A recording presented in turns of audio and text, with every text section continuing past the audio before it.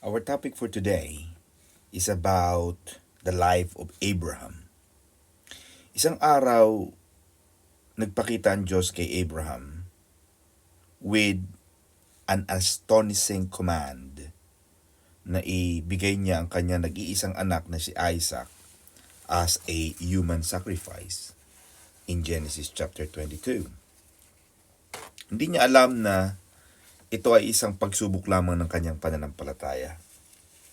Kaya parang tiningnan niya yung Mount Moriah at nung makarating siya doon upang ihandog ang kanyang anak, sa mga huling sandali ay nakita niyang nakahiga ni si Isaac. At habang ihahandog niya na itong bata, ay namagitan ang Panginoon at ipinatigil ang kanyang ginagawa. Out of that great crisis of faith and the clear word that God Himself will provide the lamb in verse 8 of Genesis 22, comes a new vision of God. Tinawag ni Abraham ang lugar na iyon kung saan namagitan ang Diyos na Jehovah Jireh, which means the Lord will provide. But we must be careful not to miss the significance of this thrilling revelation. And what do I mean by this? Nagbigay ang Panginoon, minultiply niya ang mga bagay. Binibigay niya ang ating mga pagkain, yung ating hangin na nilalanghap, and the light by which we see. But you will ask me, what is His greatest provision?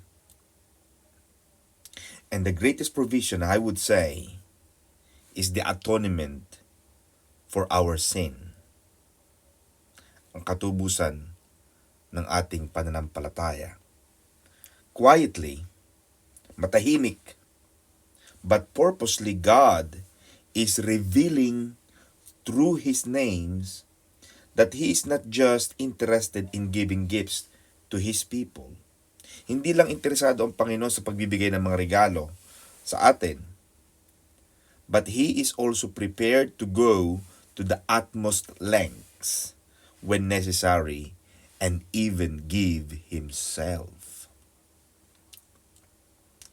You see mga kapatid, the term Jehovah Jireh carries with it clear intimation of Calvary. Ibig sabihin, yung Jehovah Jireh ay parang malapit doon sa cross of Calvary. Because it points us towards the cross. Abraham at this moment looked into the very heart of reality. At doon lang natin makikita sa cross, doon lang natin makikita sa krus ang puso ng Panginoon, ang damdamin ng Diyos. All love has the desire to make the sins and sorrows of the one it loves its very own. At dito makikita natin yung revelation, yung unfolding of the name Jehovah Jireh, that most stupendous and most glorious truth is beginning to be revealed. That God is a giver, that God is a provider. Hindi lang siya nagbigay ng tupa doon sa Mount Moriah. Jesus Christ is the greatest gift. He was called the Lamb of God. For God so loved the world, He gave His only begotten Son.